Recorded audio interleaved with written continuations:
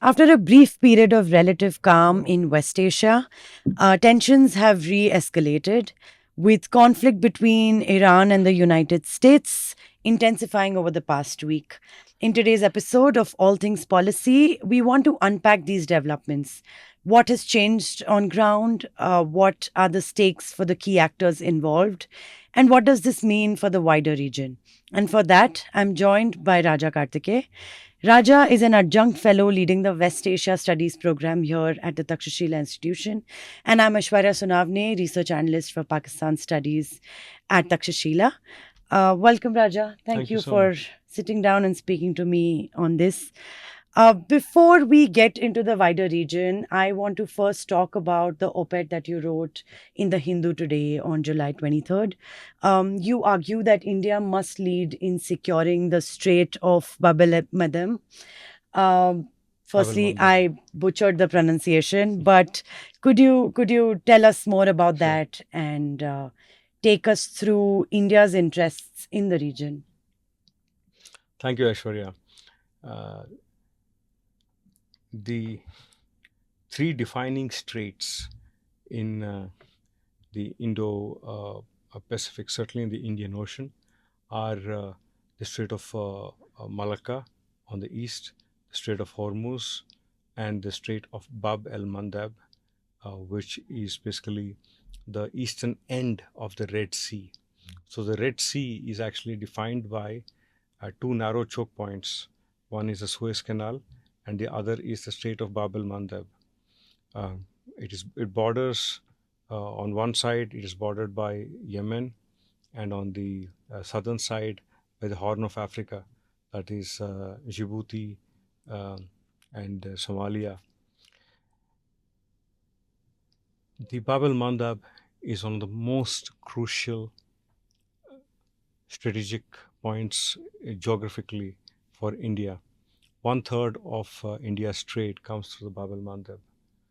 That UK, one cannot underemphasize the importance of it, because the closing of or anything happening in the Bab el Mandeb means that the Red Sea becomes unusable for Mhm. shipping to India and the rest of Asia. So when now the Houthis have reportedly been instructed by the Iranians Mhm. to um, close the strait in case Iranian power plants are attacked. Uh, Now, at least the Houthis have said that they will block Saudi ships Mhm. from going through the strait. They turned around the two Saudi tankers We saw just the the other day. Yeah, visuals, very dramatic right. visuals of Uh, Saudi vessels on flames. exact. Yeah. So this is actually this is quite serious. Hmm. And India's security concept, you could say India's security parameter, in fact, uh, is, one would argue, from the Strait of Hormuz and Bab el Mandab to the Strait of Malacca, at least. And in fact, people like Jaswant Singh, former Minister of External Affairs, Jaswant Singh, who was a great strategist actually, have spoken about the need for India to secure this. And India's Sagar strategy, security and growth for all in the region, also uh, looks at Indian Ocean this broadly. If you look at it, this is the reason why, for example, Somalia is a part of the Indian Ocean, the IOR, the Indian Ocean Region Association, that India, helped found. So Bab el Mandab, there is no questioning that if ships are not able to get through Bab el Mandab, and even if it is Saudi ships are not able to go through, you think any other ship owner will risk his ship going through, especially after what has happened in the Strait of Hormuz? Hmm. The insurance premiums on ships are likely to go sky high. Hmm. Ships going through this strait are going to go sky high. So, what are the options left for ship owners? They would have to entirely avoid the Suez Canal, and they would have to go all the way around Africa, through around the Cape of Good Hope, and come to India. This Right. effectively means that we are setting back shipping to India by almost 170 years. The connectivity between Europe and Asia is going back 170 years. Um, and the dangers of this situation persisting is that uh, this will dramatically affect the trade between Europe and Asia. Mm-hmm. India will be affected, Japan will be affected, um, Southeast Asian nations will be affected. Particularly, any perishable goods, it'll get harder to get Mm-hmm. them through. And uh, from an energy perspective, uh, the oil that could not be shipped from through the Gulf, oil and gas, because of the Strait of Hormuz situation. Saudi Arabia was shipping a lot of its oil to its Red Sea port of Yanbu, and Mm-hmm. from there, through the Strait of Bab el Mandab, it was pumping it out. This has certainly helped to keep international oil prices stable to an Mm-hmm. extent. Now, if Saudi oil cannot come out, then it's going to impact international oil prices even more.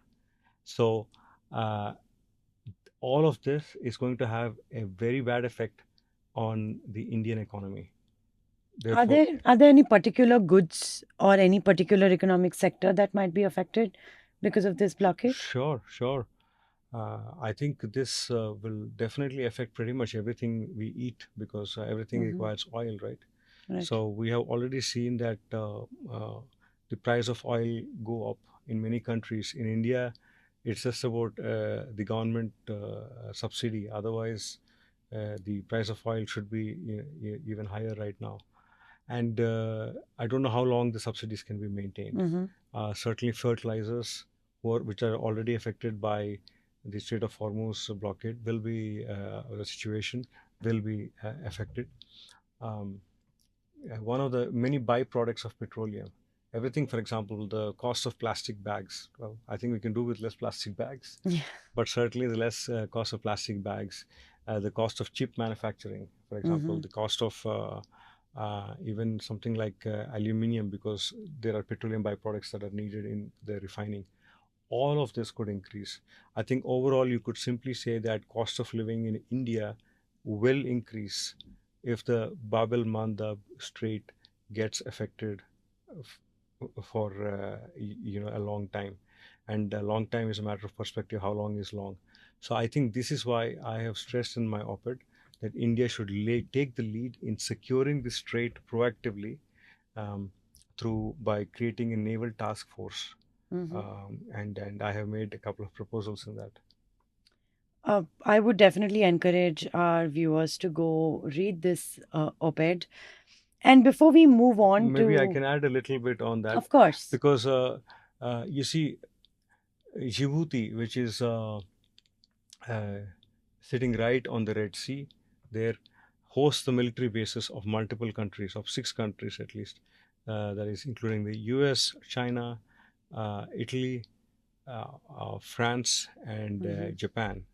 And therefore, what I have suggested is that because the US is right now focused on the war in the Strait of Hormuz and so on, it might make sense for India to particularly ally with France and Japan, 2 countries, Mm-hmm. one on the eastern end of Asia, one in Europe, that are both invested in keeping the Red Sea free for all shipping.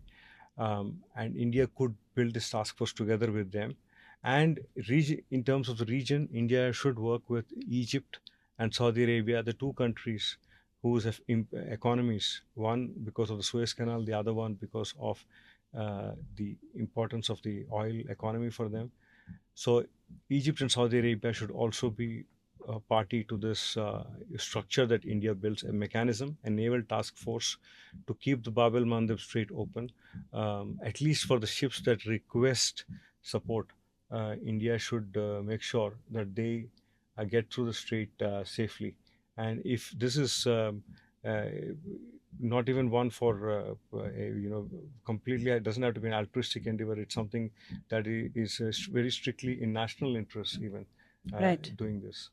I mean, I will definitely come. We'll talk more about the impact of this naval blockade. Sure. However, I want to stick to India, and I know you made these recommendations of India collaborating with other countries. What are your thoughts on India's position as a mediator? I know India, for the longest time, we have maintained this so called position of strategic neutrality. Um, And we saw that our neighbor Pakistan go ahead, occupy that space. However, I also believe this space for Pakistan is also shrinking now. Any space for diplomacy is shrinking. So, if you could just for a brief moment take us through India's position, or India's rather history of mediation in West Asia. Is it something new? What has been our involvement in the past when it comes to conflicts in West Asia? Well, I think it's a big question. India has very good relations, a long history with West Asia, very good relations with the countries in the region. And I think India owes it to the people in West Asia Mm-hmm. and to our own people actually to ensure that West Asia is at peace. This is not an overstatement. If you look at how Indian troops fought in liberating Haifa from Ottoman rule in the World War One, Mm-hmm. which is why you have those three statues outside Teen Murti Bhavan in Delhi, who are representing the soldiers, Indian soldiers who fought to free Haifa, which is now in Israel, Mm-hmm. back in World War One, to Basra in Iraq, where there is an entire neighborhood called the Hindi Quarter because of the number of soldiers who used to stay there. To El Alamein in Egypt, where you have any number of graves of Indian soldiers who fought during World War II uh, uh, against Nazi Germany, Rommel's Afrika Korps, and gave their lives there. So, how can we say that this region is far away? This region is not far.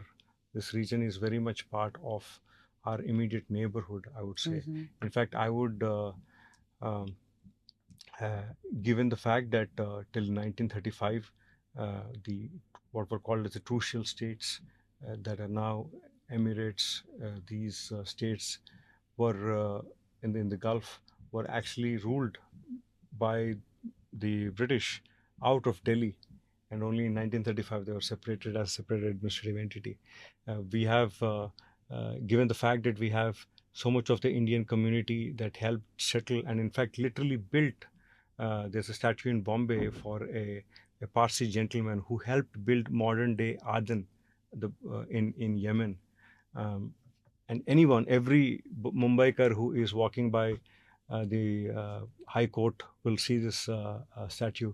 And how can we ignore that this region, and therefore I believe that the sea, the Arabian Sea that separates India from West Asia, should be seen as a border, not as some. The sea itself is our border. In which case, West Asia is actually our neighbor, and that's exactly how much we're going to be impacted by what's happening there. With this said, what can India do? I believe India can do a lot. It is not about competing with any other country in trying to do a peace mediation or peace mediation for its own sake. Mm-hmm. The fact that India has 90 lakh Indians working in the Yeah. Gulf, the fact that they contribute around at least 40 plus percent of our Remittances. remittances. Yeah. I believe India should at least play a role in building trust in this region Mm-hmm. between different players. India could have played a role in the Saudi-Iran reconciliation that happened in 2023, which eventually the Chinese Chinese did. did I mean, it. it was Yeah. originally initiated by Oman and Iraq, Mm-hmm. but India could have played a role in that, and there was an opportunity. Even now, after this war, or there is a very important role to be played in building trust between the Gulf countries and Iran, and even within the Gulf between them, such as between UAE and Saudi Arabia. And I believe India can do this. Mm-hmm. Uh, if Saudi Arabia can play a role in bringing US and Russia to the table on the Ukraine conflict, can Mm-hmm. India not play a role in bringing Saudi Arabia and UAE together? Right, especially under this government where the Narendra Modi administration ties with West Asia really changed in the past decade. Having said that, I will come back to West Asia and let's talk about this naval blockade, right? Sure. This is a new blockade And I think the viewers and people around are at least familiar with what the Strait of Hormuz is. Before we talk about this Houthi naval blockade, um, you could tell us about the implications of that. But before that, very quickly, if you could, tell everybody what are Houthis, Sure. uh, who are they? Who are they supported by? How are they different from the Yemeni state? And then we'll come to the actual blockade of what this means for Saudi Arabia and the region beyond. Sure. Thank you. So Yemen has been in the throes of a civil war effectively since 2011, since the Arab Spring. Now, Yemen was historically um, two countries for a long time, for a long part of its history, was North Yemen and South Yemen. So North Yemen, they were both, administered differently. South Yemen was much more under British influence, which included Aden, for example. North Yemen is actually to the west of. It's not literally north. It's more like southwest of South Yemen, and the capital is Sana'a. They were these two countries. There were wars in 1990. They were unified. After the unification, the dictator, the man who was ruling the country, he was seen as a dictator, and then he was overthrown in 2011 during the Arab Spring. After that, the country went into civil war. Now, um, the then regime in Sana'a, they were not very popular. The country was in the throes of civil war, so the UN tried to initiate a national dialogue under which there was a pact that was reached, and different factions in that war, civil war, were all put together in a certain in a unity government of sort. But that fell through, especially because one of those groups uh, was the a group of Zaidis. The Mhm. Zaidis are a certain branch of Shia Islam, you could say, and they were the Houthis who have lived in North Yemen for centuries. They were they had their own certain autonomous way of governance and so on. The Houthis felt that they were being marginalized, and then they took over Sana'a. They effectively took over the country, Mhm. and the then government, which was a successor um, to the pre 2011 pre Arab Spring government, they fled. So there was President Hadi and Mhm. his team. They fled to Riyadh, and they've been since then been working out of Riyadh. That's the government that Saudi recognizes. Mhm. The Houthis are recognized as the government of the country by Iran. So what happened after that is that in 2015, the Saudis and Emiratis felt that the Houthis were a problem, especially because they're too close to Iran, and therefore the Houthis have to be removed from power in Yemen. And Mhm. then started the Saudi war in Yemen, which went on until the Saudis finally, just about, I think, last year, they started negotiations. Mhm. In 23, actually, in 2023, they started negotiations with the Houthis, and we saw some light at the end of the tunnel. But then, since the war the Hamas attack in Israel and on Israel, and then the Gaza war broke out, Mhm. then the Palestinian cause has a lot of resonance in Yemen. Yeah. And since the Houthis are also close to Iran, what they did was the Houthis said that in support of the Palestinians in Gaza, they're going to block starting end of 2023, starting November 2023. They said they will block the Strait, Bab el Mandab Strait, for all Israeli ships. And this meant all ships going to Israel or coming from Israel. Right. And they launched a series of attacks which went on till March 2024. Mhm.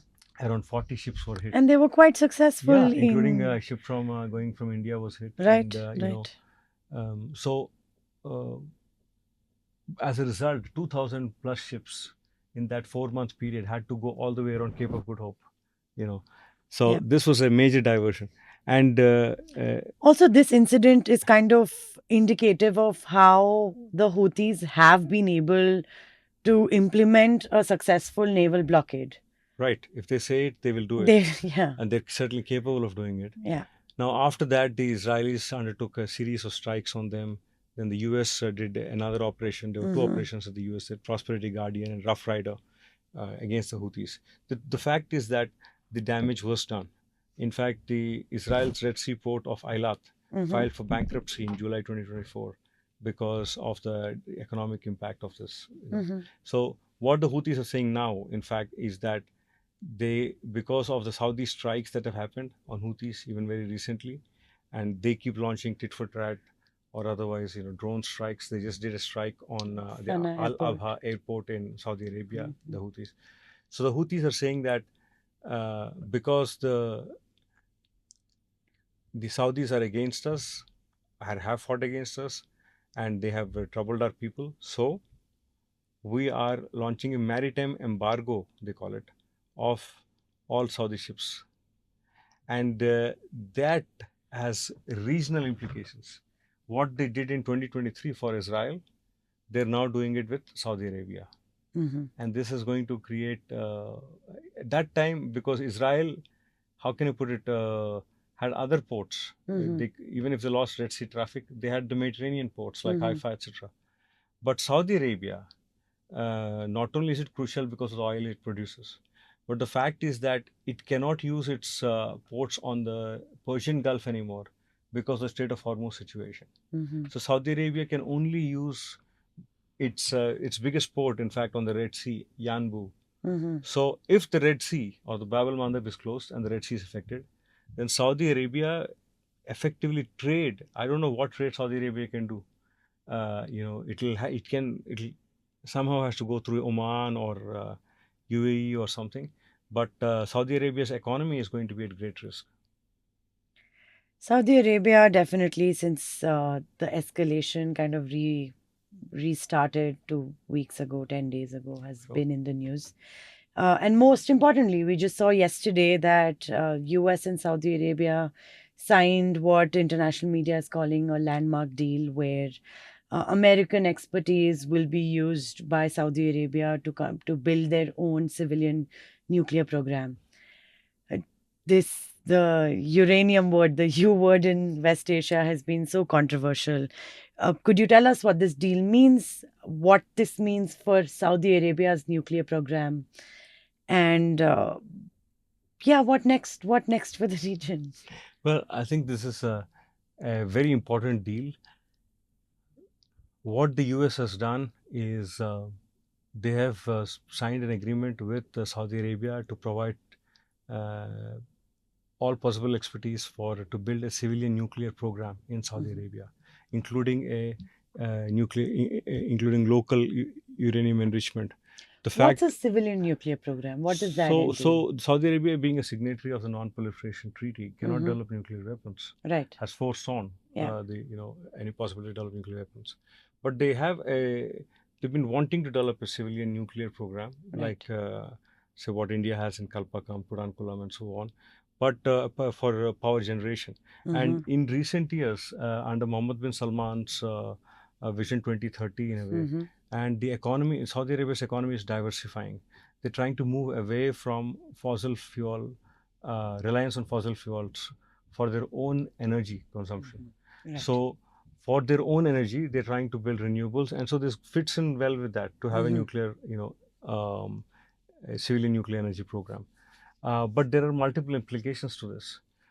You see, when you are allowed to do nuclear enrichment inside the country, then if push comes to shove, you have the entire fuel cycle located there. Yeah. Then yes, maybe, I don't know, you would at least have the possibility, if not the right, to take that fuel and you divert it into a weapons program. And this has been done before. Multiple countries have done it. So Saudi Arabia would not, we shouldn't even infer that this would happen. But the fact is that the Saudis are worried about Iran's nuclear program. And the fact that in the US-Iran discussions now, the nuclear issues have been, they're getting more and more subdued, if not marginalized in a way. And Iran's insistence on continuing and having the right to nuclear enrichment, they say, which is allowed under the NPT, Right. right? Saudi Arabia has a right actually under Mm-hmm. NPT, but they don't have the capabilities. Mm-hmm. Iran has both the capabilities as well as the, of course, the right. So there Israel and not Israel, I would say, because Israel is not a signatory to the NPT, Yeah. but there are multiple countries in the region that wanted Iran to give up its right to enrichment. The US in particular, of course, wanted the Iran to give it up. Iran has said no.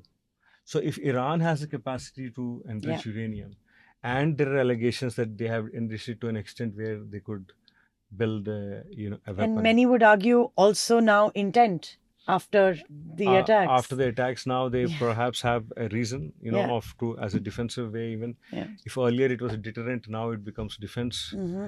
So in case if they go down that path, then Saudi Arabia has another option. But I would also argue that this is not just this has implications beyond Iran. Right. You see, Saudi Arabia and the US were very close, had already negotiated this deal in 2023. Mm-hmm. They were very close to signing it in October 2023, Mm-hmm. beginning of October, and as a quid pro quo to this agreement, which was also supposed to include, by the way, US security guarantees for Saudi Arabia. Right. That's not an element we're seeing in the current version, but in the older Mm-hmm. version, that was there. And in exchange for the US giving this, Saudi Arabia was going to normalize relations, basically recognize Israel, Mm. right? Yeah, under the Abraham Under the Accords. Abraham Accords. But all this was basically blocked by the Gaza war. And one of the reasons Hamas attacked Israel at that particular time on October 7th, Mm-hmm. 2023, was effectively to provoke a retaliation by Israel, and things will go in such a way which would stop the Saudi-Israeli normalization. That is Yeah. very clear. So, and in a way, Hamas has succeeded for these 3 years in stopping it. So now, whether the Saudis will, having signed this agreement, is there any part to it, unseen part under which the Saudis will normalize with Israel? Mm-hmm. We have to see. If they do, it will be a major diplomatic victory for Mr. Netanyahu, Yeah. Prime Minister of Israel, just before the elections, in general elections in Israel in October this year. So Mm-hmm. whether that happens needs to be seen. Now, it's also possible that the Saudis don't normalize with Israel, but that under um, this um, agreement, they get U.S. security guarantees, Mm-hmm. different kind of U.S. security guarantees. You see, in uh, 2023, the U.S. security guarantees we were talking about, effectively, were that Saudi was talking about, was a guarantee of no attacks by Iran, Right. or at least like protection by the U.S. in case Yeah. of an attack by Iran. Now, Saudi has already faced a lot of attacks, some level of attacks by Iran. Um, despite not really having significant US bases of any Mm-hmm. kind. They haven't had them for about 22 years. So then why is it that, Saudi Arabia is getting hit? So I think now what Saudi Arabia is going to do is um, they will seek security guarantees from also a potential attack by Israel on Saudi Arabia. Mm-hmm. See, especially since in June 2025, when Israel hit Qatar, the Hamas negotiators in Qatar, Mm-hmm. the countries of the region, the Gulf countries, have Mm-hmm. become very insecure. They're very Mm-hmm. worried about a potential Israeli attack, and that's was one of the main impetus of Saudi Arabia signing the Mutual Defense Pact With with Pakistan Pakistan. last year. Mm-hmm. So now they may say that actually you, as the US, you offer us the security guarantees, Mm-hmm. so that they're not going to build any regional alliance with Pakistan and Egypt and Yeah. Turkey, etc. Certainly nothing that's been talked about Yeah. for a bit. So all of this means that it's both the US, and the US gets to sell these reactors, so that the Saudis, who would anyway be going down the nuclear path soon, perhaps, in terms of enrichment and so on, instead of going and buying reactors from China, etc., they end up buying it from the US. Mm-hmm. So commercially, it helps the US. So it's a Kind win-win of, for both sides it aids. with massive regional implications. Yeah, it also, that's true. It also aids US's military-industrial complex. Speaking of US security guarantees, I think that's a great segue into my last question.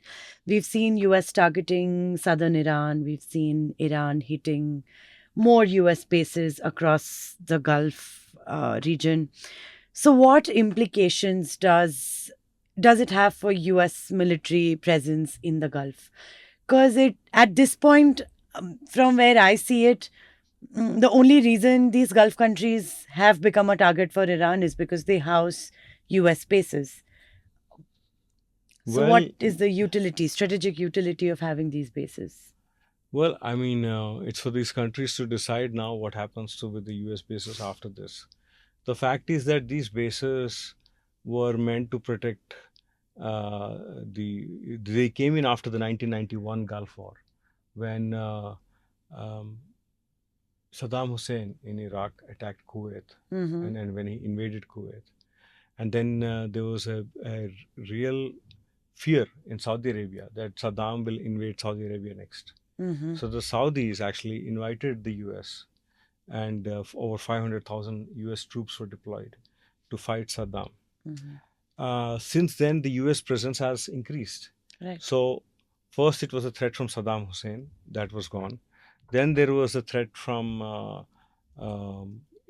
long back that the Arab countries felt, threat from Israel, and that was also handled by the US with US reassurances.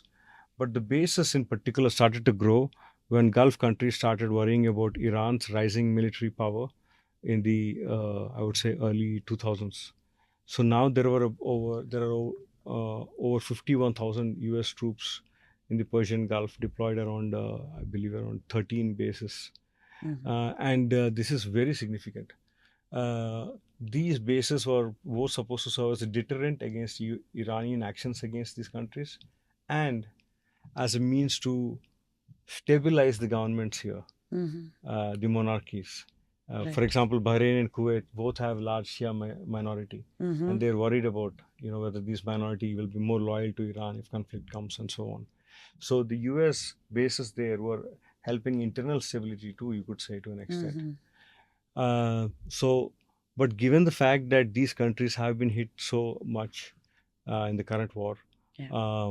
and that the fact that these bases have been hit may make uh, South, I mean, all the countries of this region wonder whether they are safer with, while hosting the bases, Yeah. or perhaps with a much more scaled down footprint of the US. Mm-hmm. All right, that brings us to the end of this episode of All Things Policy. Thank you, Raja, for joining me. And for our viewers, please follow West Asia Scroll. That's a newsletter that Raja writes for, that Raja runs on Substack to know more about what's happening in the region. And tune in for the next episode.